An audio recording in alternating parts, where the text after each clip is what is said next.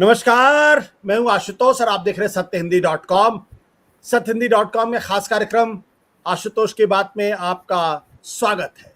देश 75वां स्वाधीनता दिवस मनाने की तैयारी में जुटा हुआ है।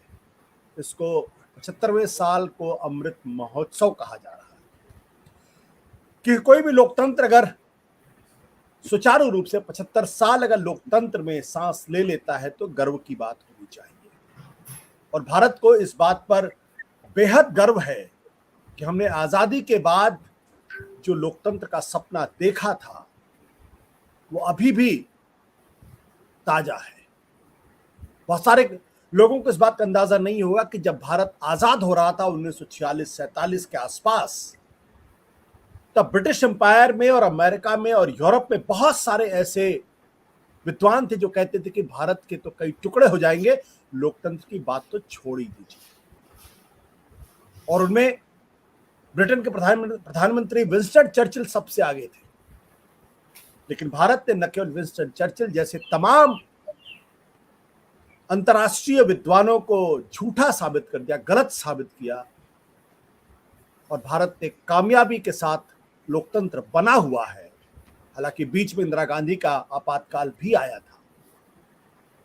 लेकिन हैरानी की बात यह है कि जब हम 75वां साल मना रहे हैं आजादी का अमृत महोत्सव, तो इंडिया टुडे और सी वोटर का एक सर्वे आया है जिसने ये कहा था जनवरी 2022 में कि भारत में लोकतंत्र खतरे में है।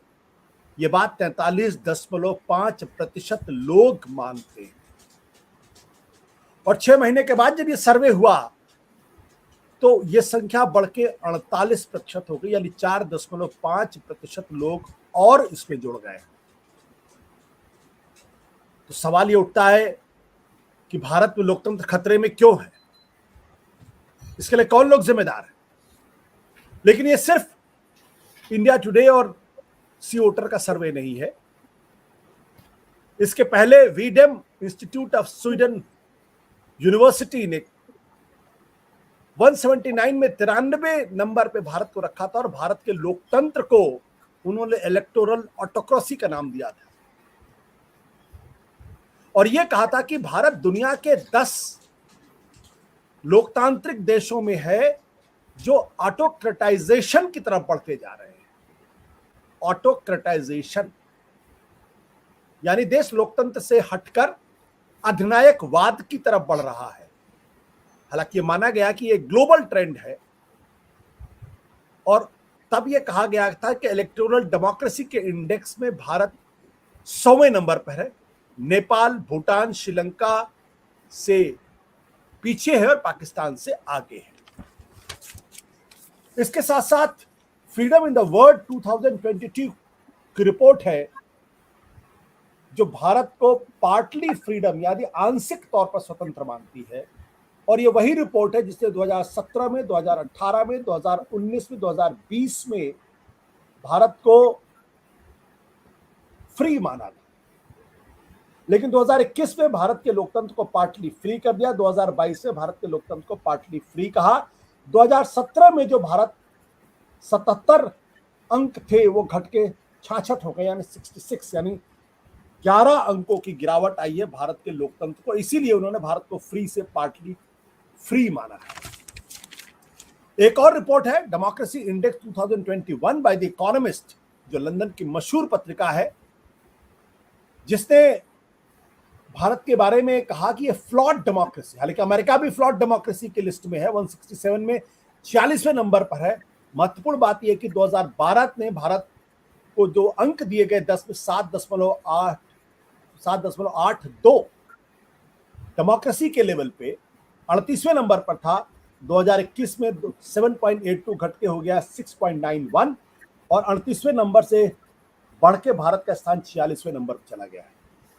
यानी एक ट्रेंड है और भारत के लोकतंत्र को लेके एक चिंता दुनिया में है। और यह माना जा रहा है कि भारत का लोकतंत्र पिछले सालों में कमजोर हुआ है।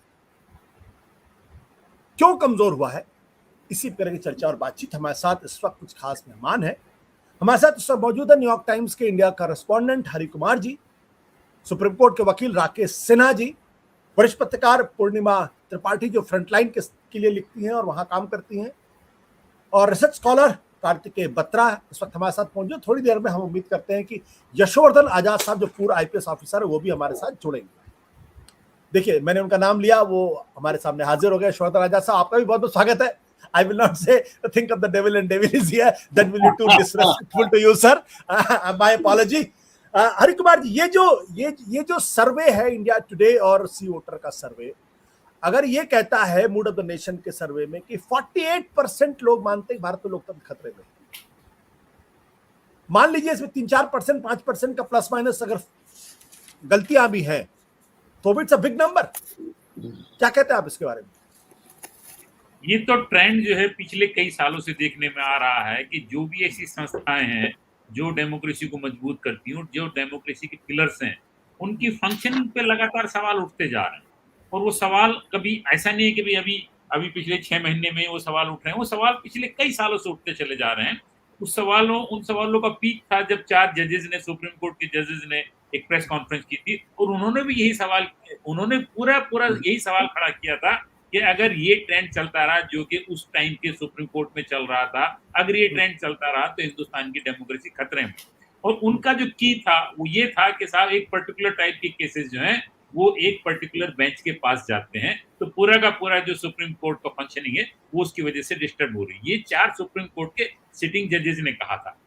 अब उसके बाद अगर हम देखते हैं तो किस तरीके से मीडिया अपने आप को बड़ा मतलब क्लचेस में महसूस करा और किस तरीके से मीडिया में के बड़े बड़े कंप्रोमाइज हमको दिखाई देते हैं, खासतौर से जो मेन स्ट्रीम मीडिया है, चाहे वो टेलीविजन हो चाहे वो प्रिंट हो। उस तरह की इन्वेस्टिगेटिव स्टोरी जो कि सरकार के खिलाफ मीडिया का काम है सवाल खड़ा करने का, वो आजकल दिखाई नहीं पड़ती। सिमिलरली हम पार्लियामेंट की फंक्शनिंग में देखें तो मतलब सवाल जवाब किस तरीके से हो रहे हैं, विपक्ष को कितना स्पेस मिलता है, विपक्ष को किस तरीके से दबाया जाता है, किस तरीके से आपने देखा कि राज्यसभा में एग्रीकल्चर बिल, जुदा कृषि कानून वो पास किए गए और बिना किसी डिबेट के, बिना किसी पुरानी चर्चा के। किस तरीके से अगर हम ये डाटा देखें कि आज की डेट में कितने बिल जो सेलेक्ट कमेटी के पास जाते हैं, कितने बिल दूसरी कमेटी के पास जाते हैं, कितने बिलों में कई तरह की चर्चाएं होती हैं, इन सब चीजों को हम देखें तो उसका एक नेट रिजल्ट ये निकल के आता है कि धीमे धीमे जो डेमोक्रेटिक इंस्टीट्यूशन है इंडिया में, उनकी जो फंक्शनिंग है उस पर धीमे धीमे गंभीर सवाल खड़े होते जा रहे हैं। और उसी की वजह से लोगों को ये लगने लगा है कि भाई क्या डेमोक्रेसी, हालांकि अभी कोई इतना बड़ा संकट डेमोक्रेसी में दिखाई नहीं देता। डेमोक्रेसी की एक जो सबसे बड़ी बात है वो ये है कि भाई आपके यहाँ सरकार का चेंज जो है वो रेगुलर इलेक्शन से होना चाहिए। रेगुलर इलेक्शन जो है वो ट्रांसपेरेंट और फेयर तरीके से होने चाहिए। उस पे तो अभी कोई है ऐसा कुछ है नहीं। लेकिन फिर भी जो इंस्टीट्यूशन डेमोक्रेसी को मजबूत करते हैं उनकी फंक्शनिंग पर और उनके कामकाज पर ये सवाल लगातार उठते जा रहे हैं और उन सवालों के उठने की इंटेंसिटी जो लगातार बढ़ती जा रही है। इसी की वजह से 6 महीने पहले कुछ और आंकड़ा था, अब उसमें 3-4% बढ़ गया, वो आंकड़ा 48% पे आ गया।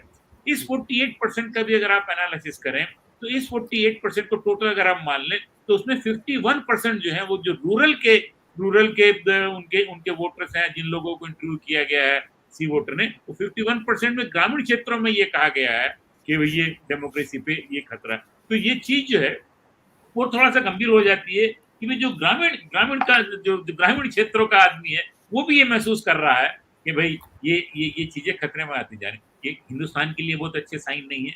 हमें उम्मीद है कि भाई जो बाकी डेमोक्रेटिक इंस्टीट्यूशंस आगे अपना काम मजबूती से करेंगे। अब देखिए आगे क्या होता है। सत्य हिंदी का ऐप डाउनलोड करें गूगल प्ले स्टोर पर।